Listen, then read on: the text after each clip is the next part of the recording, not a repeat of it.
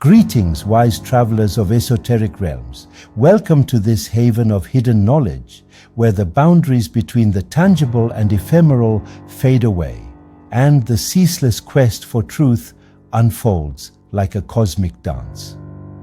In this virtual temple, we shall unveil the immortal secrets that weave the fabric of the universe, delve into the deepest recesses of the human psyche, and challenge the narrow confines of conventional knowledge. Do what thou wilt shall be the whole of the law, an axiom that resonates as a sacred mantra, for in the authentic expression of will lies the essence of existence. To you, fearless explorers of this vast ocean of possibilities, I invite you to join us on this transcendental journey. To ensure you do not miss the fragments of cosmic wisdom we shall share, navigate to the sacred subscribe button below, and in doing so, activate the enigmatic notifications, securing our connection during the crucial moments of this esoteric pilgrimage. Prepare to transcend the veils of illusion, for the knowledge about to be unveiled is a light that challenges even the most intrepid minds. Before us unfolds this journey towards the enigma of being, like the pages of an ancestral grimoire. Follow me, O inquisitive souls, towards the unknown, where the secrets of the cosmos await unraveling. May the journey be as grand as the vastness of the universe we explore. Welcome, seekers of hidden truth, to the Aleister Crowley's Diary channel, where occult knowledge is not just transmitted but unveiled in its essence. Here, we are not interested in simplistic views of the material world, but in penetrating the deeper layers of reality, those that lie behind the veils the profane hardly dares to touch. Today, we will address a question of vital importance for the sincere student. Who are the Aeons? What is the monad and the Pleroma? How do these concepts interconnect to reveal the higher realities of Gnosticism? Before we begin, it is essential to understand that Gnosticism, though filled with symbols and mythical narratives, is not merely a philosophical or religious system. Above all, it is a form of mystical experience, a return to truths that have been hidden from the masses by the density of matter and spiritual ignorance. Gnosticism seeks to unveil the path back to the divine, to the hidden light that resides within each of us.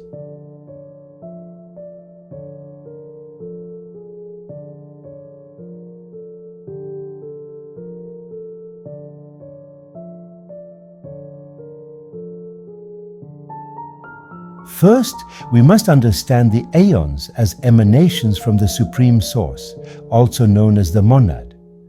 They are not independent gods, but expressions of the creative power of the divine.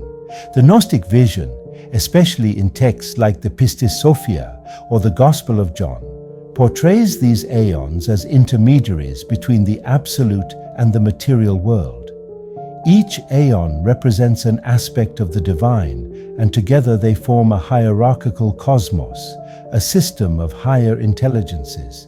We can imagine them as cosmic archetypes, primordial ideas that flow from the monad and unfold into the Pleroma. What does this mean? Picture the monad as a source of pure light. This light is so intense and concentrated that it must fragment into smaller rays to be accessible to our limited consciousness. These rays are the Aeons, entities that facilitate our access to divinity without overwhelming us with its totality. But make no mistake, the Aeons are not simple entities to understand. Some Gnostic systems, like that of the Valentinians, list more than 30 Aeons, divided into male-female pairs called syzygies. These pairs shape the cosmic realities and, consequently, all material and spiritual creation. Among the most well-known Aeons is Sophia, who plays a critical role in the Gnostic myth. Her desire to know the Absolute resulted in the creation of the Demiurge, the lower god who rules the material world, trapping souls in ignorance. Sophia, symbolizing wisdom, is the key to our liberation. And through understanding the Aeons, we can perceive the mechanisms of creation and redemption.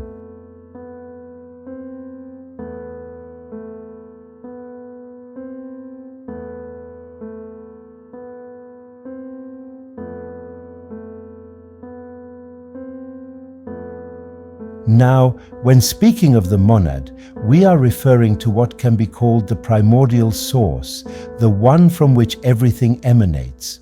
We must not confuse the monad with any anthropomorphic concept of God. It is not a deity that can be comprehended through reason or the senses. The monad transcends any duality.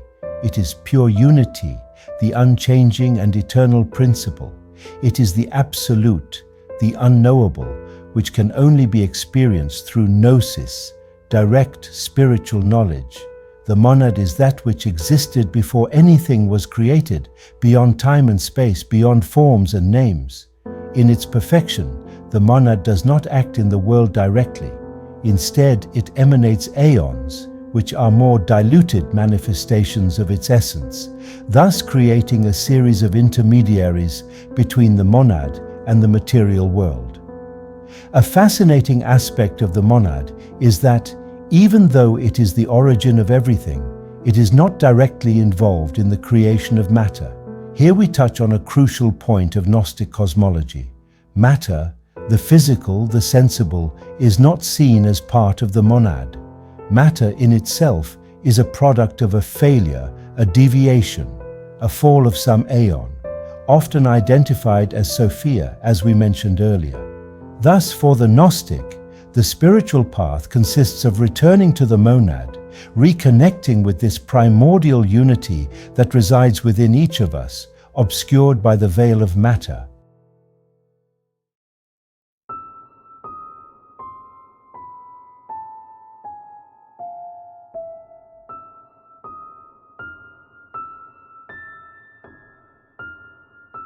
When we speak of the Pleroma, we enter into a crucial concept of Gnosticism. Pleroma is a Greek word that means fullness. In the Gnostic context, it refers to the totality of divinity, the spiritual realm where the Aeons dwell and where the monad manifests in its fullness. The Pleroma is the totality of being.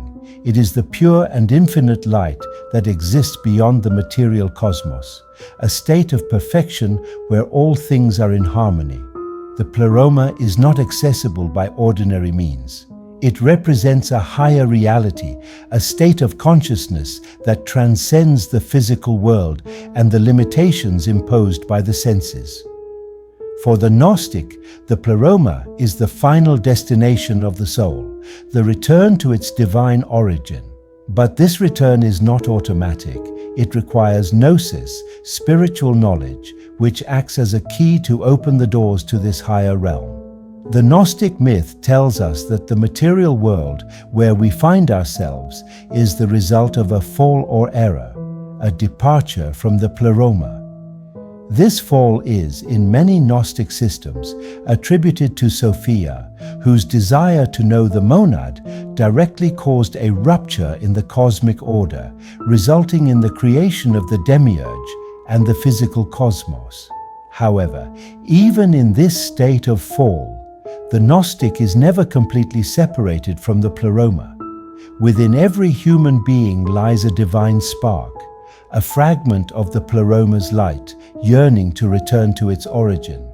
This is the central theme of Gnosis, awakening this spark, recognizing our true spiritual nature, and the process of returning to the state of fullness.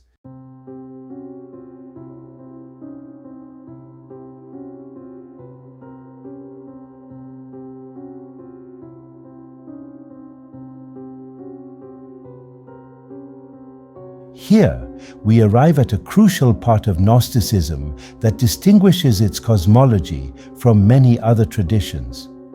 The material world, according to the Gnostics, is ruled by an inferior god, the Demiurge. This Demiurge is not the supreme creator, but an entity that arises as a result of the departure from the Pleroma. He is often identified with the God of the Old Testament, a severe and often tyrannical deity who keeps souls trapped in the cycle of birth and death. For the Gnostic, the Demiurge is the architect of illusion. He creates a world of forms, matter, and deception, where souls are kept ignorant of their true origin. This world is seen as a prison, and the role of the Gnostic is to escape it, transcend the limitations of matter, and return to the Pleroma. The duality between the spiritual world, represented by the Pleroma, and the material world, ruled by the Demiurge, is one of the most distinctive features of Gnosticism. However, it is important to understand that this duality is not absolute. The material is not entirely evil in itself, but is a distortion of spiritual perfection. The path to salvation is not the denial of material existence, but the recognition that there is something beyond, something truer and eternal.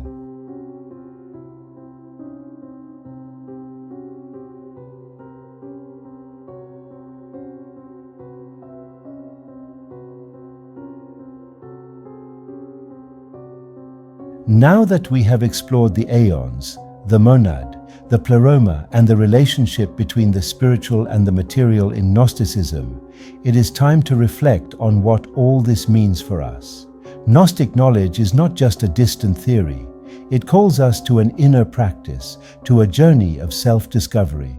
For the Gnostic, liberation does not come from outside, but from within, through Gnosis, the secret knowledge of truth. As one ventures down the paths of Gnosticism, the seeker is invited to look within themselves and recognize the divine spark that connects them to the Pleroma.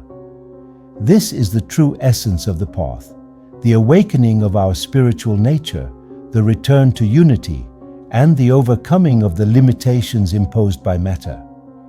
Here on Aleister Crowley's diary, we will continue to explore these and other hidden truths, unveiling the ancient mysteries that have been concealed for ages. Join us on this journey, and may Gnosis illuminate your path.